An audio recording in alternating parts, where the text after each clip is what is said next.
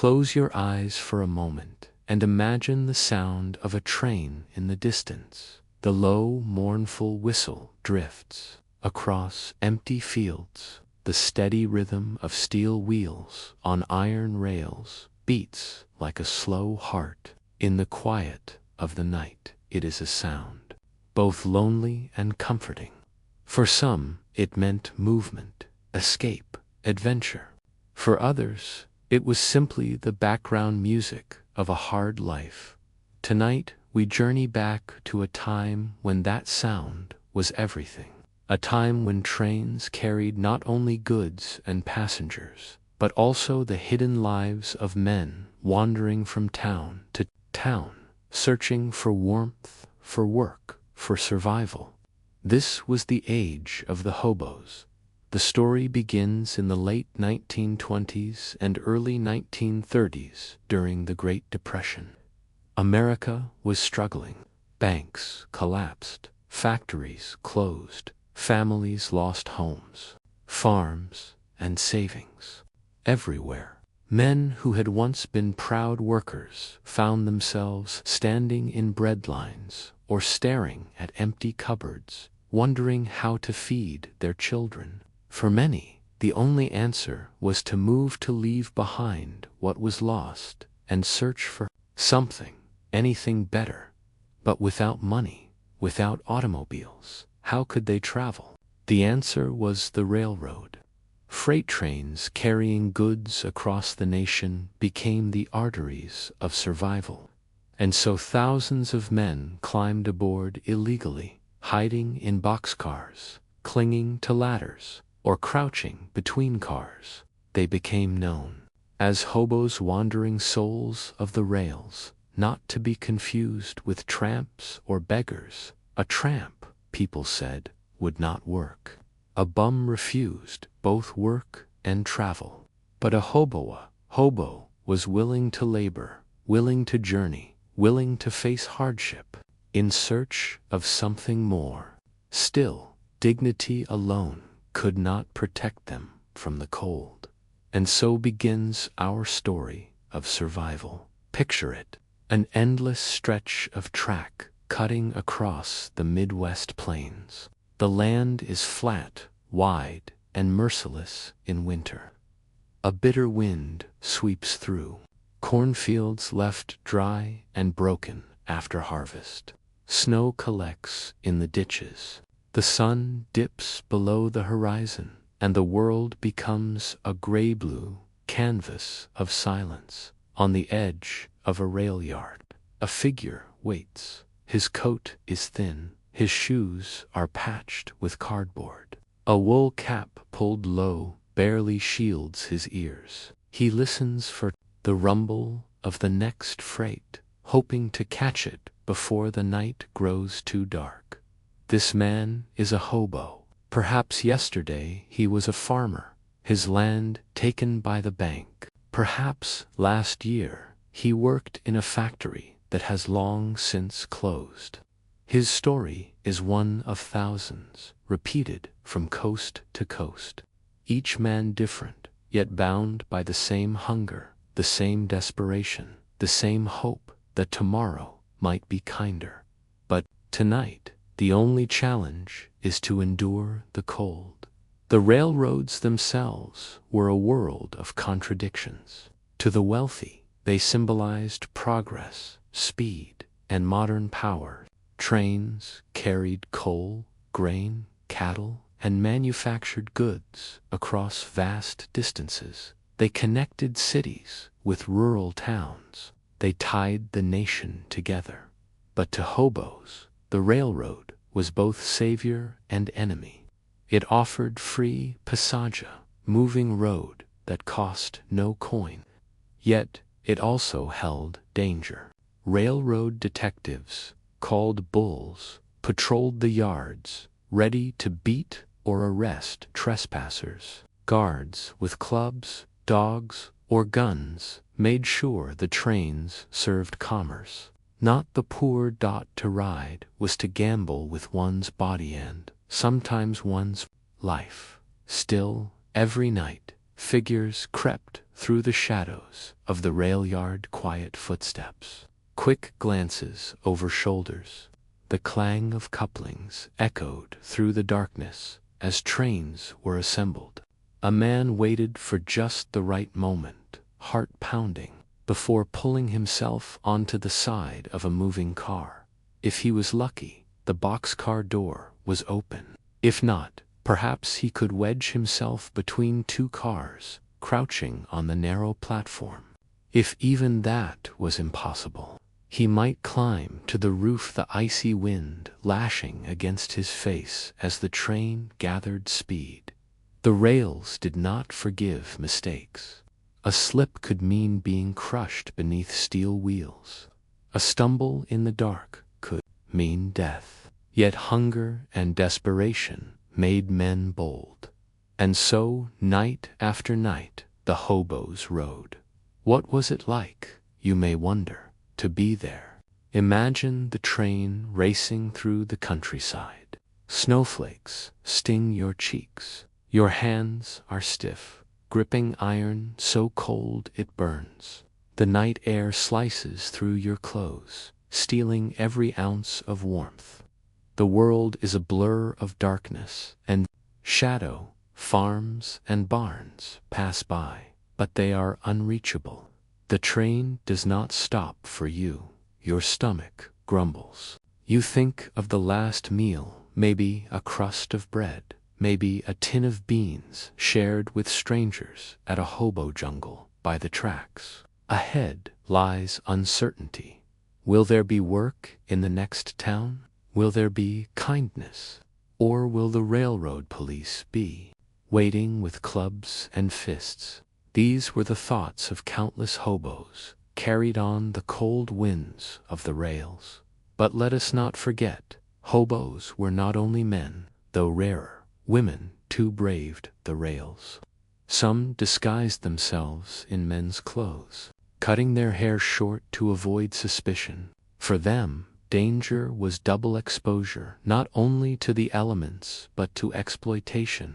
Yet even they chose this life, believing it offered more than the hopelessness left behind. And then there were the children.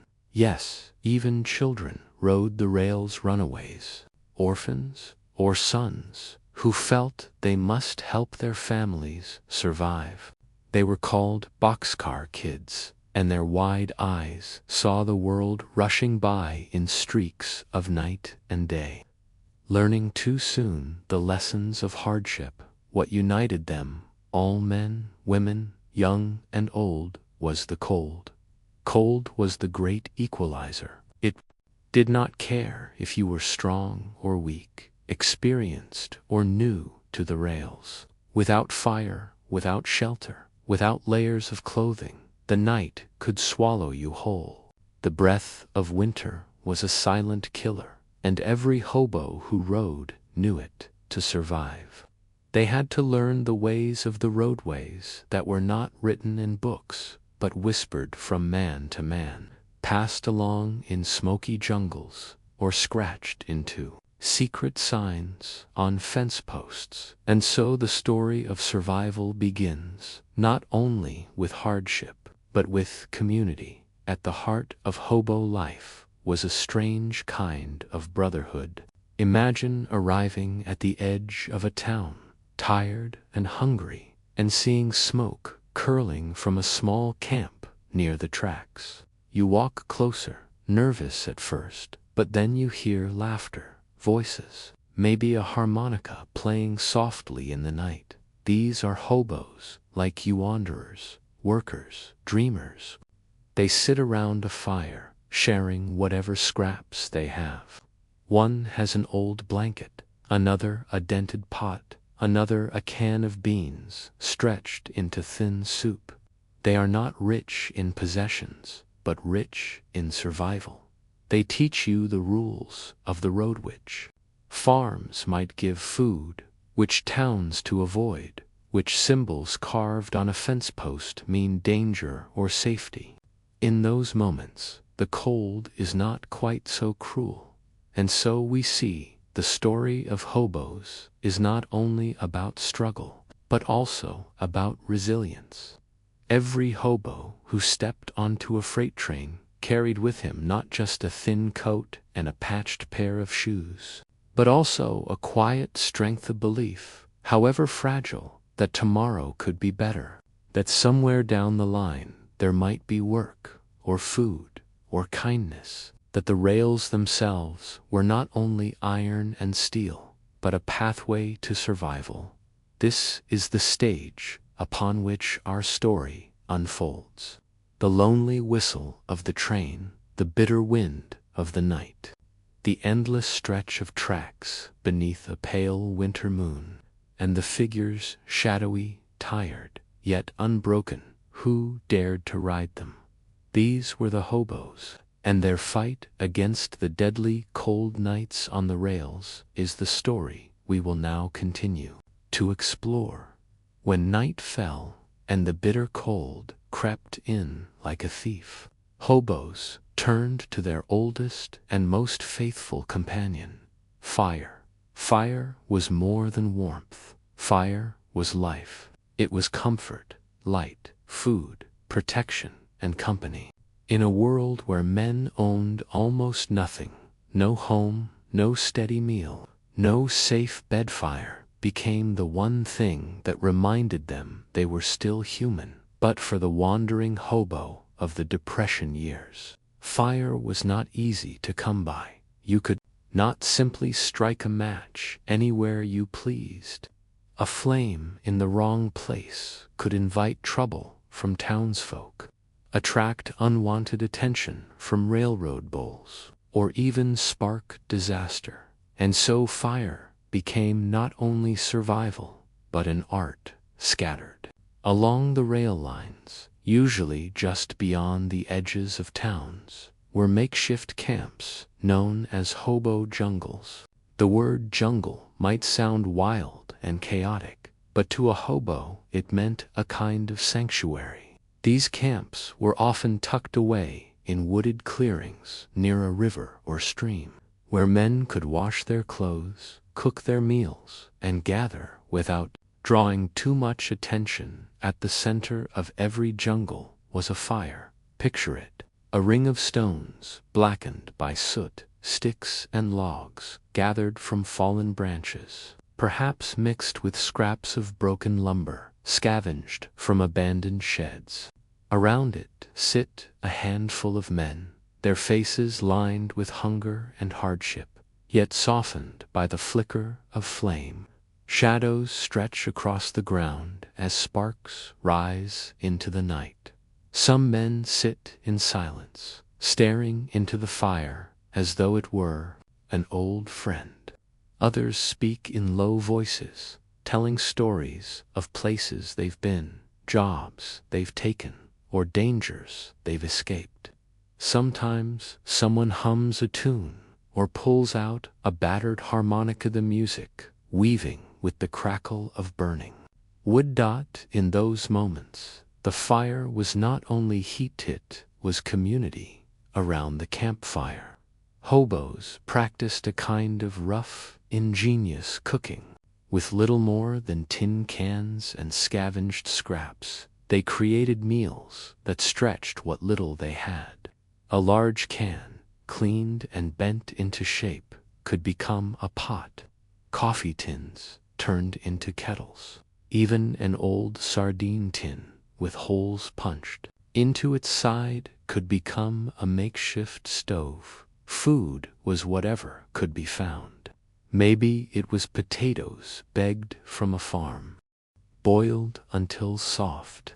Maybe it was beans dried and carried in a pouch, cooked into thin soup. Sometimes a lucky hobo might find scraps of meat, and a stew could be made if several men contributed.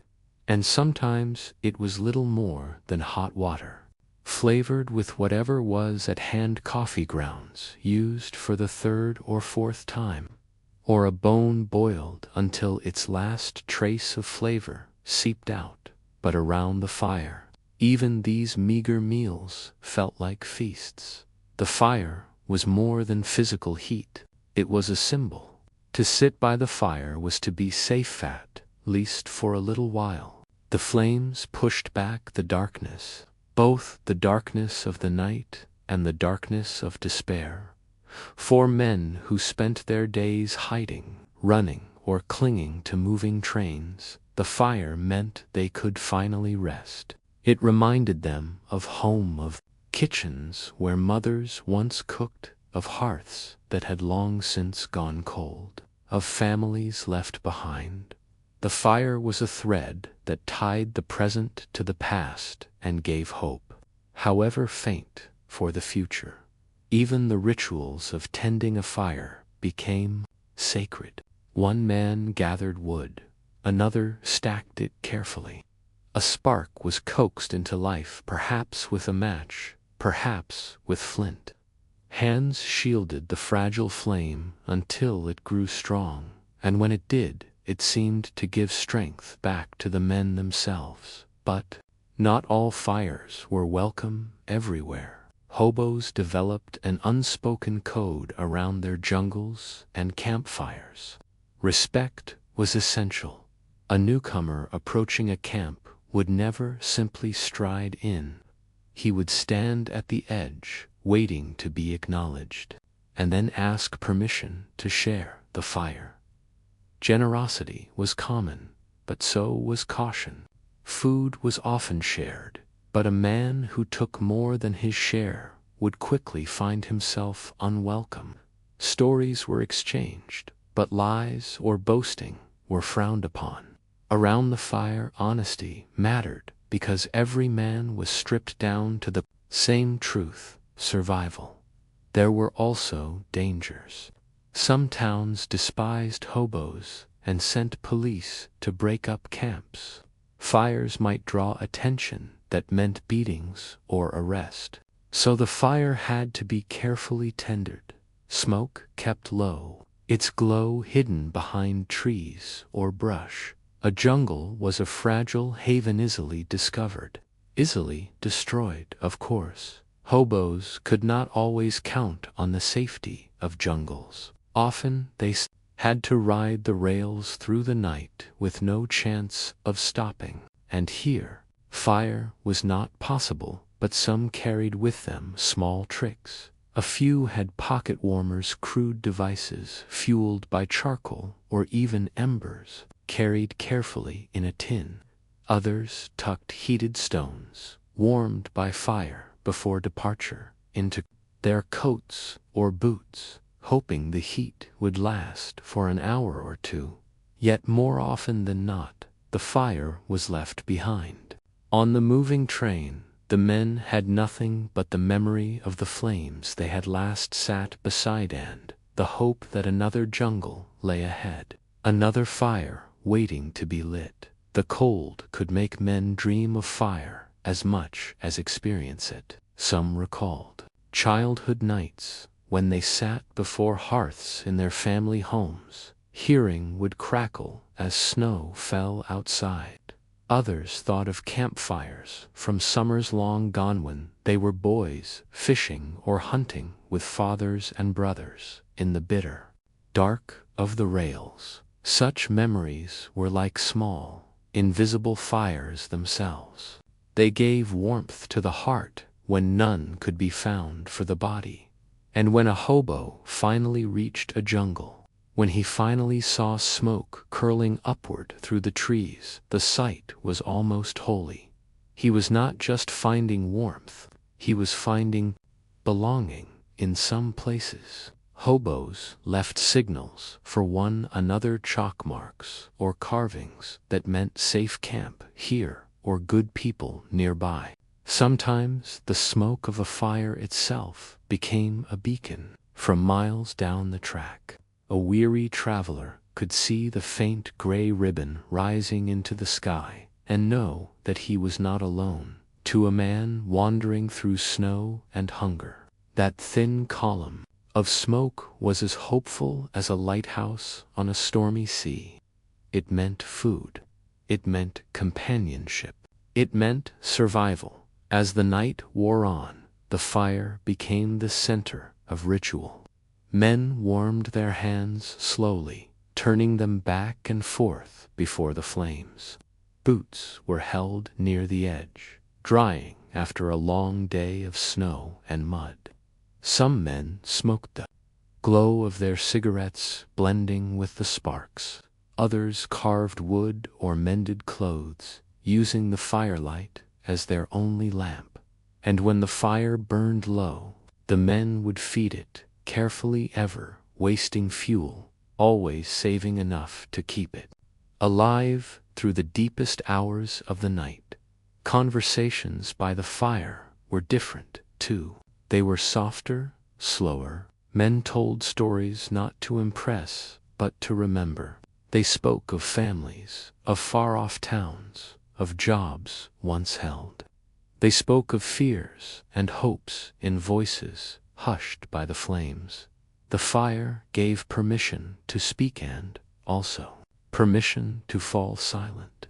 A man could stare into the coals for hours, saying nothing, and yet feel understood.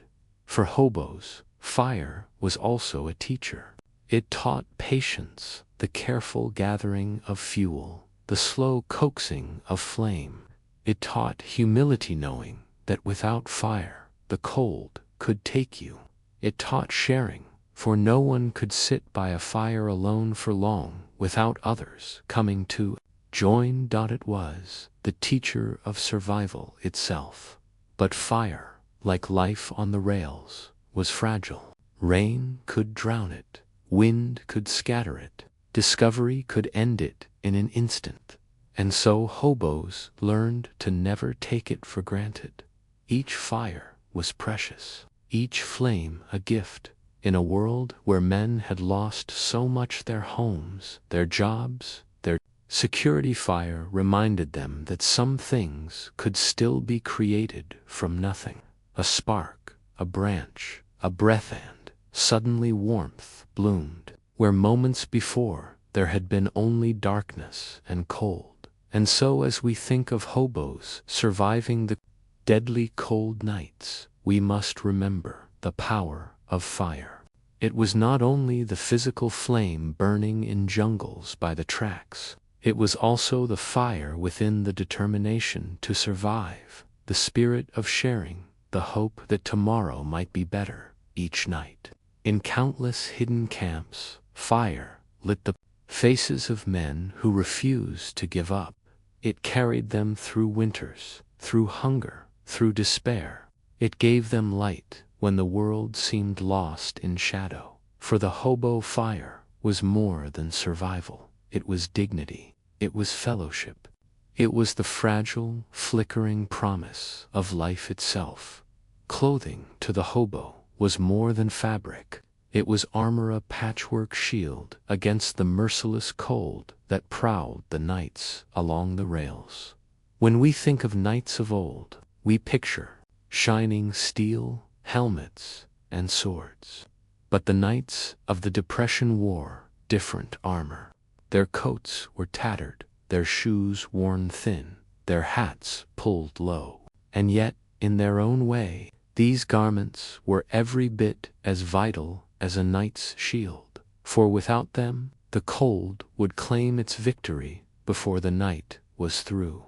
The first lesson every Hobo learned was this: survival came in layers. It didn't matter if a coat was torn, if a shirt was frayed, if trousers had holes. What mattered was stacking one upon the other, trapping heat in whatever way possible. A newspaper tucked inside a shirt became insulation. Old rags wrapped around ankles served as socks. Even a burlap sackruff against the skin could mean the difference between shivering through the night and waking frozen at dawn. Men became inventive. They stuffed grass or straw into their clothes, padding their jackets with the dry crunch of nature's insulation. It was about survival. Perhaps the greatest challenge was footwear.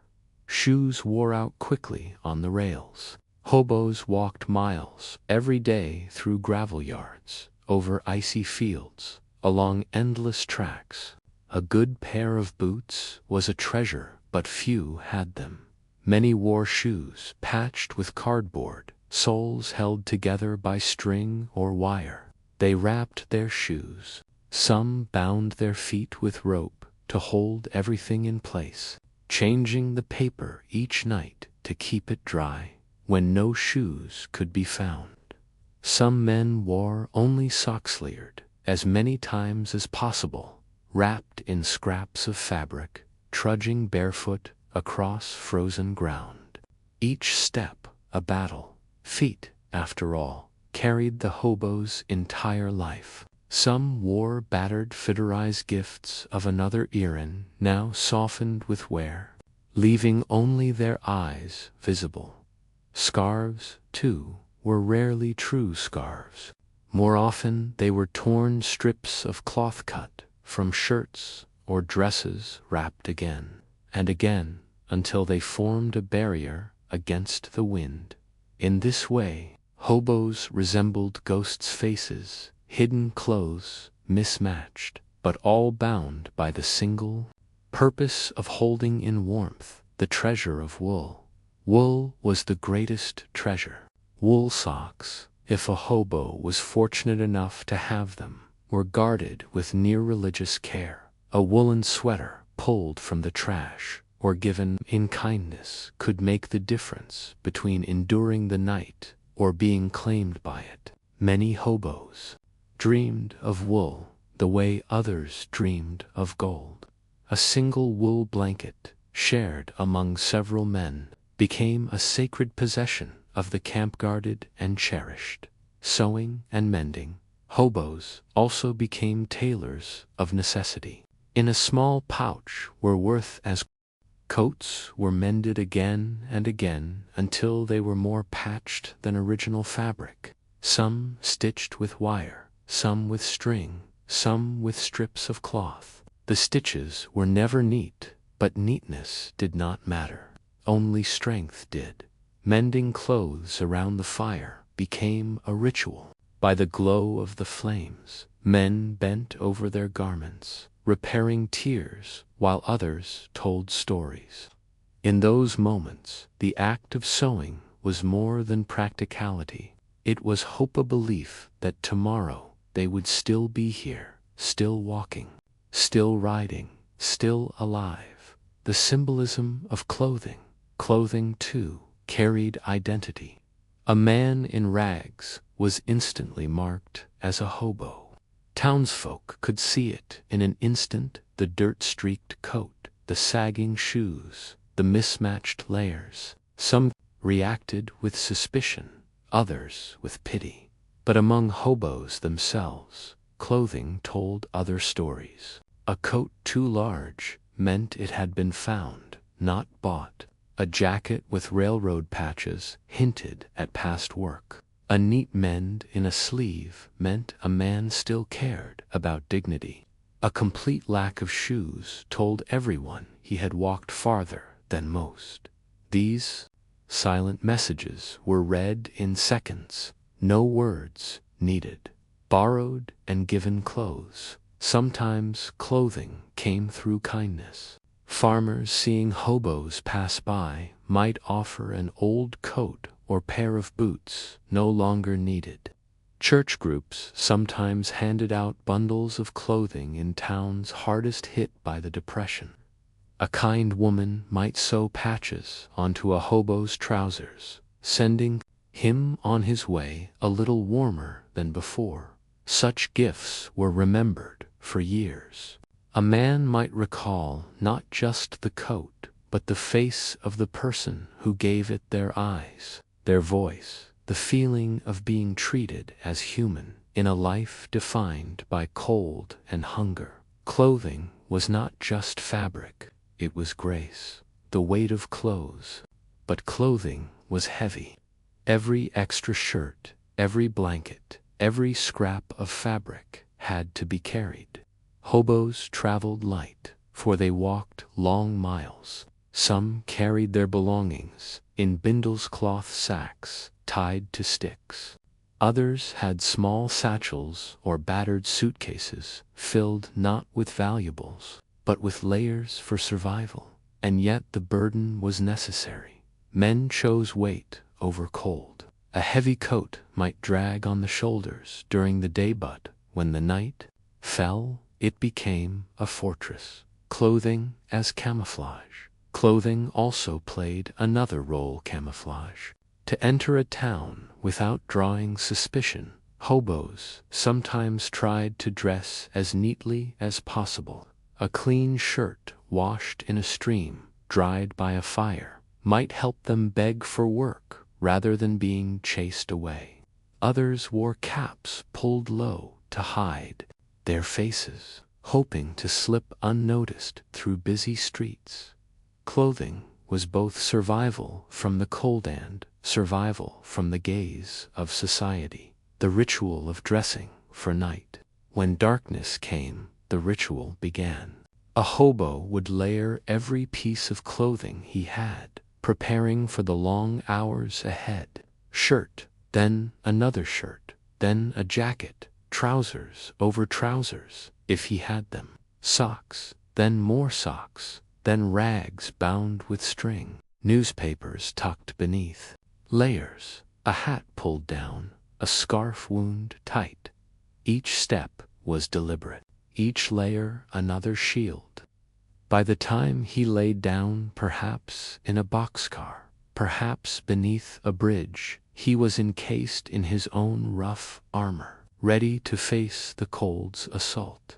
And yet, even then, the cold found ways in through gaps, through holes, through seams. The body shivered, fought, endured. The sound of cloth. For those who remember, there was even a sound to this survival. The rustle of newspapers beneath a coat, the crunch of straw stuffed into sleeves, the scratch of burlap against the skin, the snap of thread being pulled through fabric as a patch was sewn. These were the sounds of armor being forged not in smithies of steel, but in the quiet, hidden places where hobos prepared to outlast the night. Closing reflection. And so, when we think of hobos braving the deadly cold, we must see their clothing not as rags, but as shields. Every patch was a battle fought. Every layer was a victory against the wind. Every coat, every blanket, every scrap of cloth carried with it a story of resilience. The armor of the hobo was not shining steel. It was wool and burlap, denim and rags, patched and stitched, scavenged and gifted. It was dignity, worn on weary shoulders, a shield against a merciless world. And though many nights were long, though many men suffered frostbite and pain, still they endured. Wrapped in their armor of cloth, they survived. For survival is not always glorious. Sometimes it is simply the act of pulling one more layer close, of holding one more night at bay.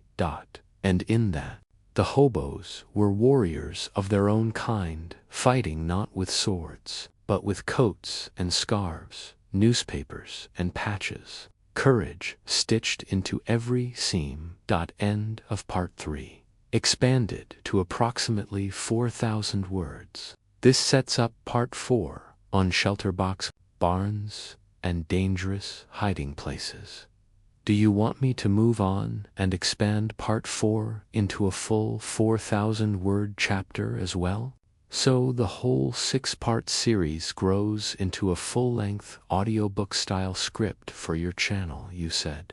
Expand part 4 to 4,000 words. Got it. Now let's expand part 4 shelter and fire into a full, approximately 4,000-word chapter in the same calm, atmospheric, sleep history storytelling style. This section focuses on how hobos found, built, and guarded shelter, and how they kept fire alive through the deadliest nights. I'll keep it immersive and gentle, like a bedtime story woven with history, imagery, and rhythm to help your audience both learn and relax. Part 4. Shelter and Fire. The cold was a predator, and shelter was the only cave in which the wandering man could hide.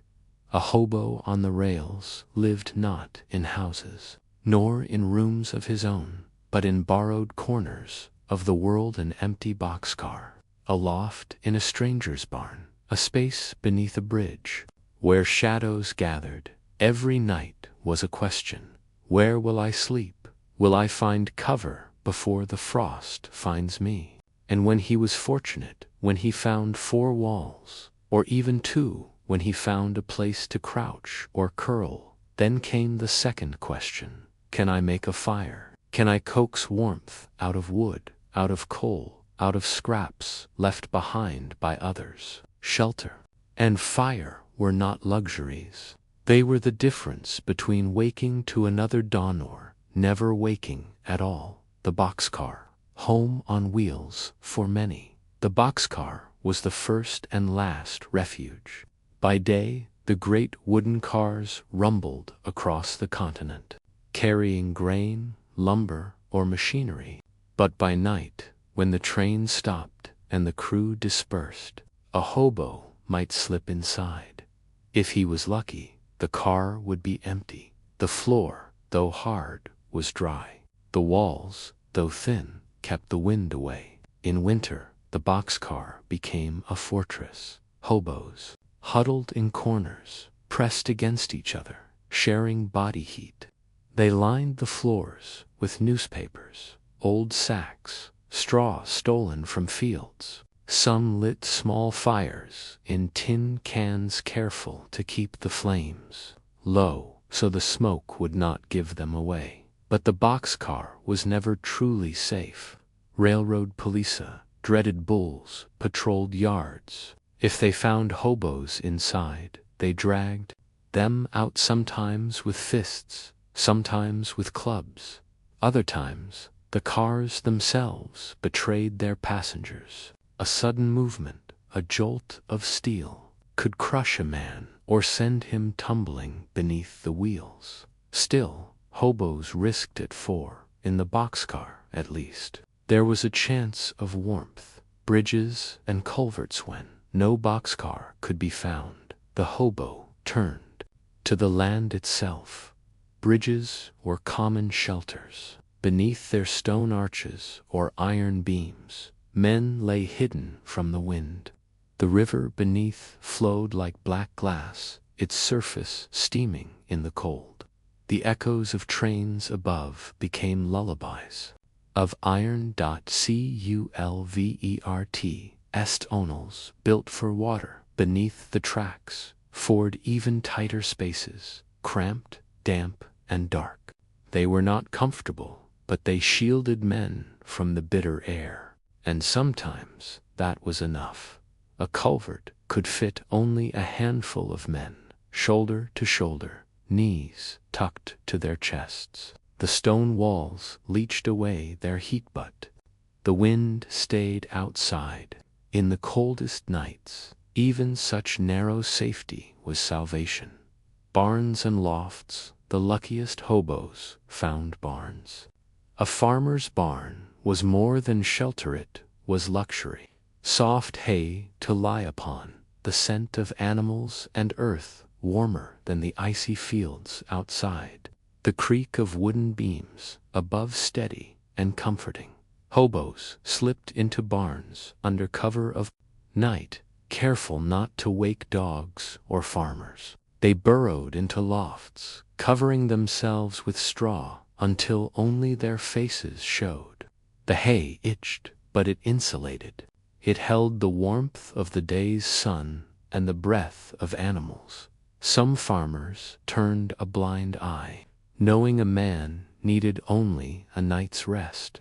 Others chased hobos away, fearing theft or fire.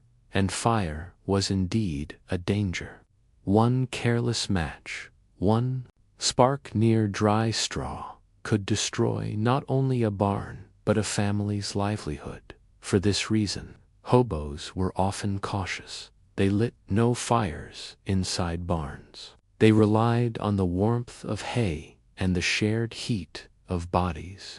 It was a primitive comfort but, for a man who had walked miles in the snow, it felt like a feather-bed, makeshift camps. The jungle when the open road offered no barns, no boxcars, no bridges.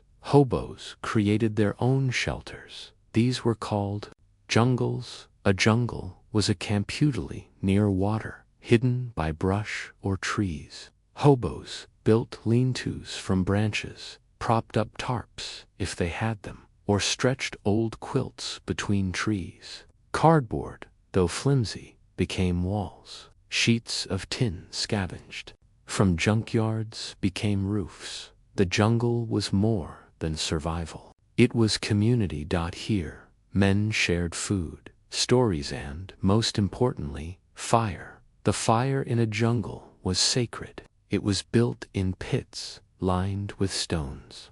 The wood was chosen carefully, tried twigs, split logs, coal when it could be scavenged.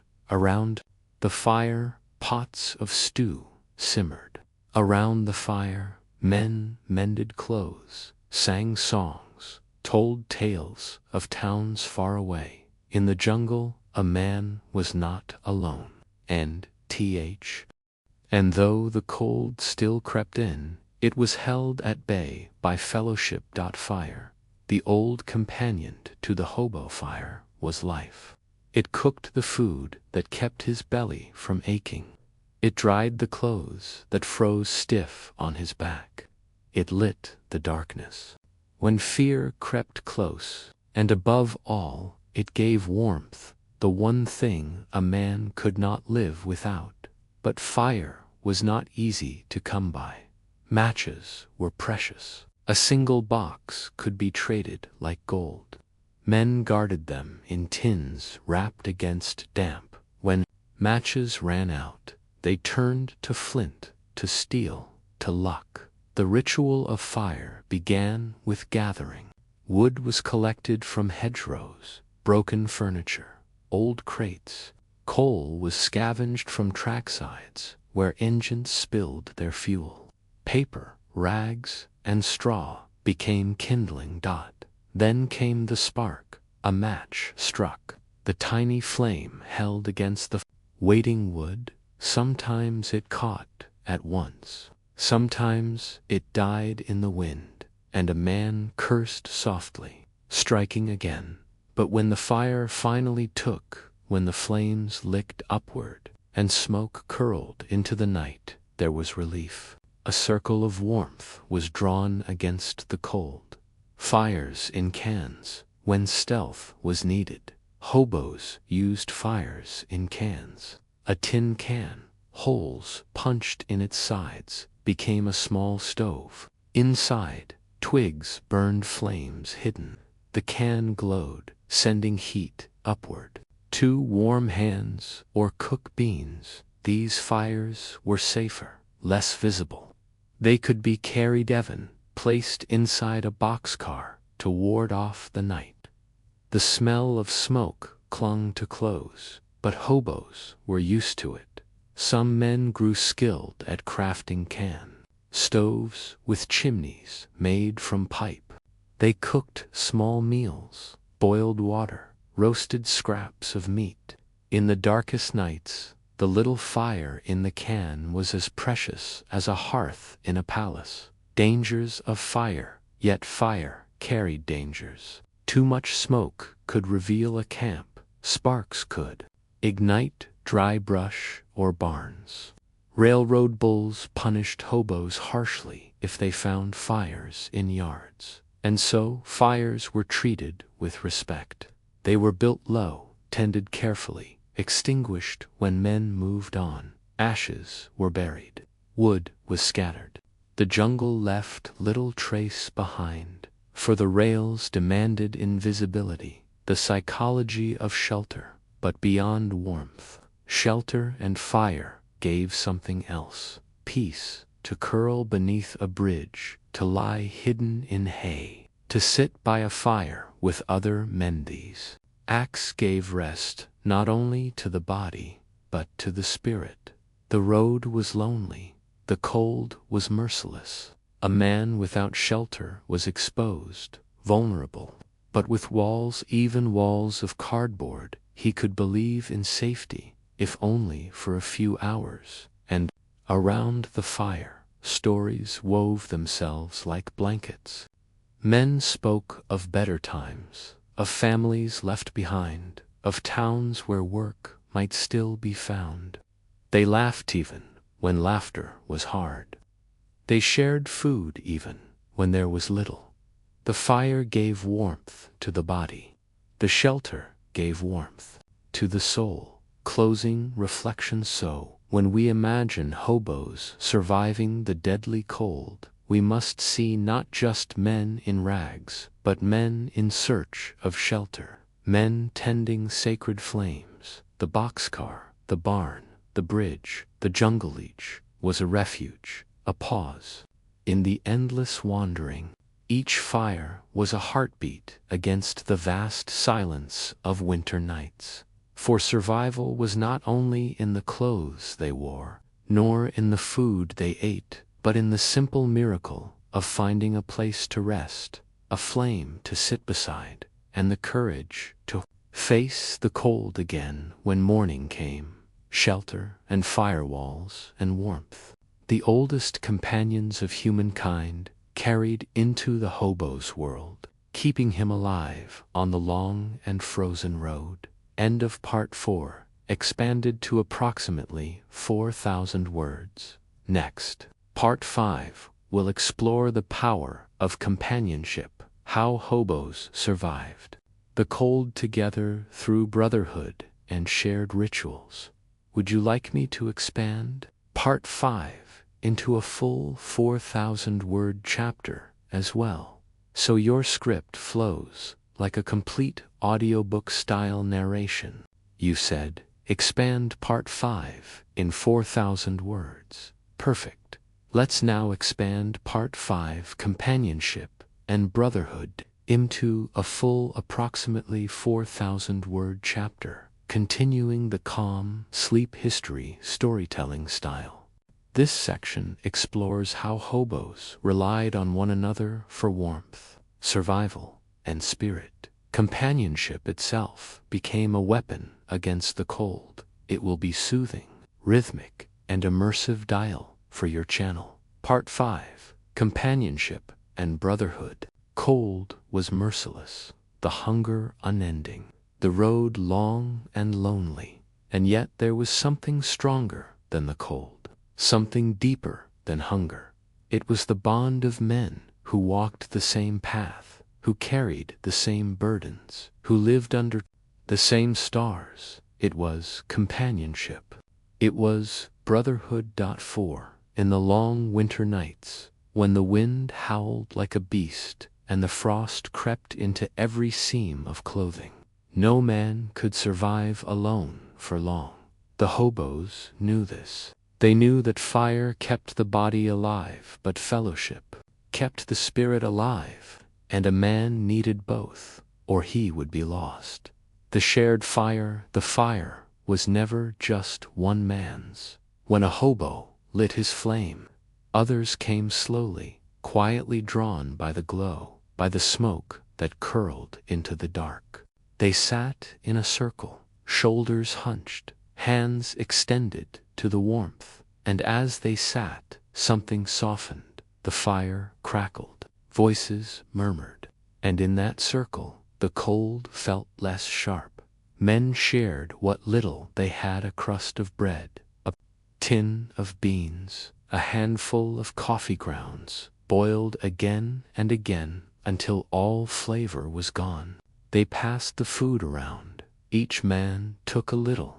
No man took too much. In sharing, the meal grew larger than it was. The fire gave light. The fire gave warmth. But the fire also gave company. Around it, men spoke. Men listened. Men remembered that they were not alone. The code of the road hobo life was not without its rules. Over time, these wanderers built their own coda, silent understanding of how to treat one another. It was passed not through books, but through whispers, through example, through the shared knowledge of men on the rails. The code said, share what you have. The code said, respect another man's sleep. The code said, do not betray, for betrayal may mean death in the cold. There were hobo signs, chalk marks left on fences, barns, or posts. Small drawings that told other hobos what to expect. Kind lady here, dangerous dog, work available. Keep moving. These signs were more than symbols. They were the voice of a brother to a brother to a brother, guiding him through the unknown. The code, the signs, the fire. All were ways in which companionship became survival. Body heat and the gift of warmth. Sometimes survival meant sharing more than food or fire. It meant sharing body heat. Hobos, hardened men though they were, did not hesitate to sleep side by side when the cold grew deadly. They lay close beneath bridges, in boxcars, in lofts, soothing each other's warmth as blankets. Pride was set aside, for pride could not outlast frost. One man's coat covered two. A single blanket was stretched over three. The body became a furnace, and in this furnace, life was preserved. There are quiet, almost forgotten of, men who awoke to find that the companion beside them had not survived the night. And yet, by lying together, that companion had given his last warmth to the living. In such moments, brotherhood was not only comfort, it was sacrifice. Songs in the darkness, companionship was not only plight. Old hymns, half remembered, folk songs from childhood, melodies carried from rail yard to rail yard. The voices were rough, cracked by cold, but the songs were soft. They drifted upward into the black sky, mixing with the smoke of the fire. A song could lift spirits. A song could remind a man that he was human, not just a shadow wandering in rags. A song could carry memory of mothers, of churches, of towns where the air had once been warm. And when the song ended, silence returned, but it was no longer an empty silence. It was a silence shared, a silence filled with presence.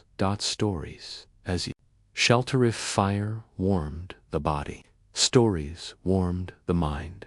Men told tales of their journeys, of kind farmers who gave bread, of railroad bulls who chased them with clubs, of towns where work might still be found. They spoke of storms endured, of rivers crossed, of trains caught at the last moment. They told tall tales, two stories of luck so strange it seemed like magic. Stories of boxcars that carried men across half the country without once being discovered. Stories of comrades now gone, remembered with laughter or sorrow. And then there were the dreams. One day a man might say, I'll save enough to buy a farm. One day I'll see my family again. One day I'll ride the rails, not because I must, but because I choose to. Stories gave shape to hope. They built walls against despairs, strong as any boxcar, as warm as any fire. Brotherhood in danger. The cold was not the only danger. There were railroad bulls who beat men for trespassing. There were towns where sheriffs ordered hobos whipped or jailed. There were thieves who preyed upon the desperate. And in these moments, brotherhood became a shield. Hobos traveled in small groups called bands. They watched each other's backs. They scouted yards together, warning of approaching guards. They shared knowledge of safe routes, safe towns, safe camps. When one man was sick, others helped him along. When one man was hungry, others gave what food they could. In the loneliness of the rails, To have even one companion was to be twice as strong. Silent, understanding companionship did not always need words. A glance was enough, a nod by the fire, a quiet gesture, offering half a loaf of bread or space to sit close. Men on the rails learned to read each other quickly. They could tell by the way a man walked if he was weary, by the way he held his coat if he was freezing, by the way he looked at the fire if he had not seen one in many nights. No speeches were needed. The silence itself was eloquent. The silence itself was fellowship, the comfort of ritual. There were small rituals of brotherhood, posse, passing the tin cup of coffee around the fire, dividing beans evenly with a pocket knife, taking turns to feed the flames. These rituals created order in a life of chaos. They reminded men that they were part of something larger, not just wanderers, but members of a loose, unspoken family that stretched from coast to coast. The jungle, the hobo camp, was not only a place of fire and food, it was a place of belonging. However brief, however fragile, it gave a man a sense of home. Brotherhood as resistance in the face of a world that often turned its back. Brotherhood was a form of resistance. Society said, "You are nothing." The cold said, "You will not live." But brotherhood said, "We endure together." To survive a single night with another man was to defy the cold. To share a meal was to defy hunger. To tell a story, to sing a song, to laugh, even once, all of it was rebellion against despair. And in that rebellion, there was dignity. Closing reflection. When we picture hobos braving the deadly nights, we must not see them only as solitary figures, for while many traveled alone, few survived alone. We must see the circles of firelight. We must see the blankets shared. We must hear the low murmur of songs drifting into the night. Companionship was not a luxury. It was the greatest weapon against the cold. It was warmth in human form, hope in human voice, strength in human presence. And so, even on the bleakest nights, even when hunger gnawed and frost bit deep, there were moments of grace, a hand offering bread, a coat draped across shoulders, a song sung softly into darkness.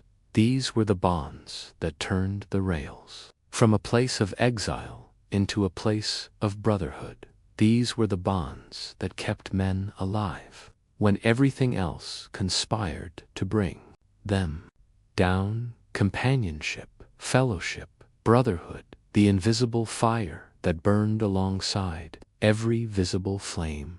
End of Part 5, expanded to approximately 4,000 words. Next comes Part 6, the will to endure, the final reflection on the hobo's fight against the cold and the human spirit that refused to give in. Do you want me to expand Part 6 into 4,000 words next? So your full 6-part script becomes a complete audiobook-style series for your channel. You said, expand Part 6 in 4,000 words. Excellent. Now, let's bring this series to its close by expanding Part 6. The will to endure into a full, approximately 4,000-word chapter, written in the same calm, meditative, sleep history tone. This final part reflects on the inner strength, faith, and determination that allowed hobos to face the cold and continue living. It will feel like the slow, gentle winding down of a long fireside story, perfect for your channel's style. Part 6. The will to endure. The night was long. The wind was sharp. The cold pressed in from every side, and yet still they endured. For what kept the hobo alive was not only his clothes, nor his shelter, nor his fire, nor even the companionship of others. What kept him alive above all was something deeper, something within. It was the will to endure, the inner fire. Every man who walked the rails carried two fires. One was the flame in the jungle, the circle of warmth shared with others. The other was the flame inside, a spark of determination, a quiet, stubborn refusal to surrender. This inner fire could not be lit by matches, nor fed with wood. It burned instead on memory, on hope, on sheer defiance. Some men thought of family left behind, wives, children, mothers, fathers. The thought of seeing them again if one more time kept their feet moving through the snow. Others thought of a future yet to be, a job, a home, a warm bed that waited somewhere down the line. Perhaps only a dream, but a dream strong enough to keep the body upright when it longed to fall. The inner fire was invisibly, it glowed in the eyes of those who survived. The psychology of survival. The body could endure much, but without the mind, it faltered. The hobo knew despair was as deadly as frostbite. To give up, to lie down in the snow, was to let death win.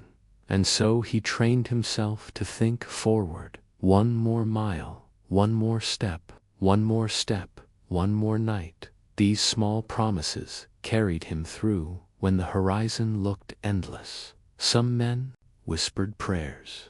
Some repeated sayings, half like chants, half like lullabies.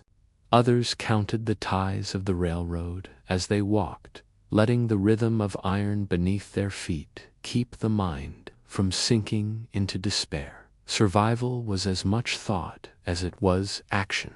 The will to endure was a fortress stronger than stone. Faith in something greater. Many hobos carried faith with them, not in churches of wood and stone, but in the quiet places of the heart. They prayed beneath bridges. They prayed in boxcars. They prayed around fires, with heads bowed, door silently, as they walked alone under the stars. For faith gave meaning to suffering. It promised that the cold, the hunger, the endless road were not the end of the story. Some believed in God, others believed in luck, in fate, in destiny. Some believed only in the strength of their comrades, but all belief gave direction. It kept the spirit from drifting into emptiness. Faith in its many forms was another kind of shelter, a roof built within. The power of memory. Memories were blankets. A man could close his eyes in the freezing night and remember the warmth of childhood kitchens, the scent of bread, the laughter of family gathered around a table. He could recall the feel of summer sun, the hum of insects in fields of corn, the sound of church bells on a Sunday morning. Even when his body shivered, memory could soothe him. It could remind him that warmth existed, that life was more than frost and hunger. And sometimes it was the memory of struggle itself, battles already fought, nights already endured. Was fuel. Memory was armor. Memory was proof that he was still alive. Resilience in the face of loss. Great Depression had taken much. Homes, jobs, security, dignity, all vanished for millions. The hobo carried this loss on his back as surely as he carried his bindle. But loss, too, became a teacher. It stripped life down to its barest form. It taught what truly mattered: warmth, food, shelter, companionship. Everything else was luxury in this stripping away. Some men discovered a resilience they never knew they had. A man who had lost everything and still lived another night discovered a truth: he could not be broken easily. This realization was strength. It became part of the will to endure. The road as teacher, the rails themselves taught. Endurance, walking mile after mile, hardened the feet. Sleeping in cold, hardened the body. Facing rejection in towns, hardened the will. But this hardening was not cruelty. It was a kind of shaping like stones, smoothed by rivers. Men were worn down, yet polished by the road. The hobo, who had endured many winters, became quiet, steady, unshaken by hardship. He knew storms came and went. He knew hunger faded, cold lessened, spring returned. Time itself became a teacher, whispering, "You have survived before. You will survive again." The brotherhood of endurance was not always solitary, as in earlier nights, companionship gave strength, but beyond warmth, companionship gave a shared will. One man might falter, but another urged him on. One man might despair, but another told a story, sang a song, offered a crust of bread, and in this way, the will of one became the will of many. Together, men endured longer than they could alone. Brotherhood multiplied in turning fragile sparks into blazing fires. The spring beyond, the winter perhaps. The greatest secret of endurance was remembering that winter was not forever. No matter how fierce, no matter how bitter, spring always returned. Snow melted, rivers flowed, grass pushed up through frozen earth. Hobos carried this truth like a talisman. They told themselves, the cold cannot last forever. And when the first green shoots appeared by the tracks, when the air softened, when birds sang again, it felt like a victory, not only over the season, but over despair itself. To endure was to reach the spring. To see the world reborn was proof that the struggle had not been in vain. Dignity in endurance was not only survival, it was dignity. The world might see hobos as ragged, as forgotten, as shadows of society, but each night endured was a statement. I am still here. Every patch sown, every fire lit, every mile walked was an act of quiet defiance. It was the human spirit refusing to bow. And though many hobos went, nameless though history often passed them, by their endurance was a testimony written in frost and smoke.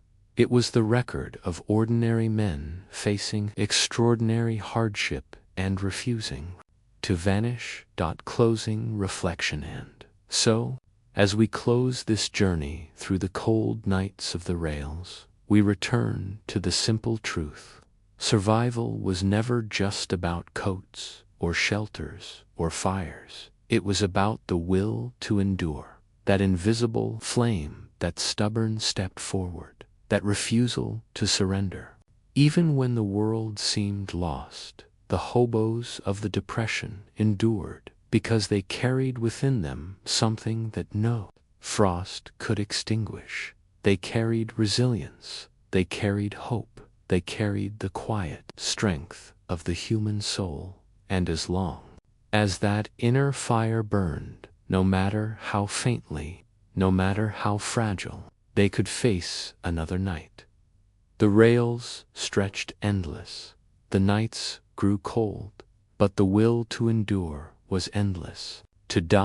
And in that will there was a kind of victory, of spirit over frost, of hope over despair, of humanity over the hardest winter life could offer. So sleep now with this story in your heart, and remember, as the hobos endured, so too can we. For within every soul burns a fire small, quiet but strong enough to outlast the longest night.